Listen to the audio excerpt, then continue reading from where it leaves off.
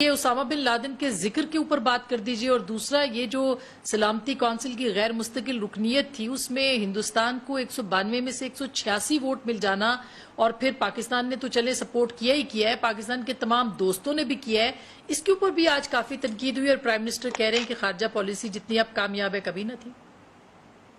ہاں، I think prime minister بالکل صحیح کہہ رہے ہیں۔ تھوڑا سا ذرا اگر آپ پیچھے جائیں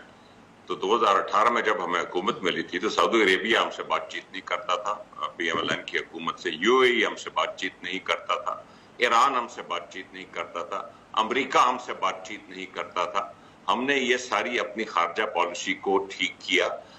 اس وقت، بلکہ نہ صرف ٹھیک کیا بلکہ $8 بلین ہم اپنے دوست ممالک سے کنسیشنری ڈیٹ لائے۔ پی ایم ایل این والا 14 بلین 6-7% کا ڈیٹ نہیں، کنسیشنری ڈیٹ 2-3% والا ہم ڈیٹ لائے۔ $4 بلین کی ہم نے ڈیفرڈ آئل پیمنٹ فیسلٹی دی۔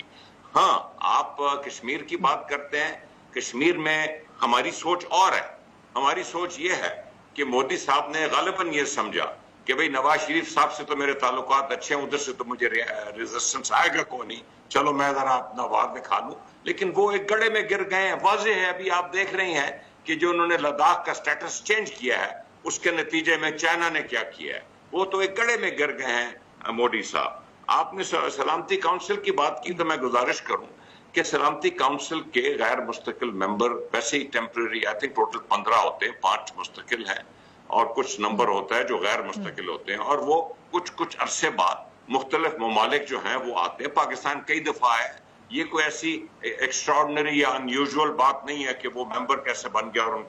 ان کو ووٹ کتنے بڑھے۔ باقی آپ نے اسامہ بن لادن کی بات کی، دیکھیے پرائم منسٹر نے یہ کوئی فارن پالیسی سٹیٹمنٹ نہیں دی، لیکن یہ ہمارے ملک میں بہت سے ایسے لوگ ہیں جو اسامہ بن لادن کو شہید سمجھتے ہیں، اور ملک کے پرائم منسٹر نے اگر اسامہ بن لادن کے سامنے شہید کا لفظ استعمال کیا ہے تو اگین اس میں کوئی یونائٹڈ نیشن میں تقریر نہیں کر رہے تھے، یہ اپنی ملک کی آڈینس سے پاکستان کی نیشنل اسمبلی میں انہوں نے یہ بات کہی ہے۔ ہمارے صاحب یہی پرائم منسٹر نے پچھلے سال یو ایس اے میں کہا تھا کہ آئی ایس آئی نے اسامہ بن لادن کو پکڑا اور ان کے بارے میں جو ہے ڈیٹیلز دی، فراہم کی، تو اگر یہ شہید تھے اور یہ ایک بہت بڑا وہ کردار تھے تو پھر پاکستان کی آئی ایس آئی نے ان کو کیوں پکڑا اور پھر ان کے بارے میں اطلاع دی، اور پھر یہ بحث کا وقت ہے یا نہیں ہے؟ وقت آسمہ شیرازی صاحبہ، میں آپ کو مختصر جواب دوں اس کا۔ یہ جو پیچیدگیاں ہیں کہ مئی 2011 میں کیا ہوا، میں ان میں جانا نہیں چاہتا۔ آپ کو معلوم ہے کہ میرے شہید والد جو تھے وہ بہت عرصے ان اداروں میں رہے، ان پیچیدگیوں میں جانا نہیں چاہتا۔ اس میں ہم ٹی وی پہ گفتگو نہیں کریں تو اچھا ہے کہ کیا ہوا کیا نہیں ہوا اور کس نے کیا کیا۔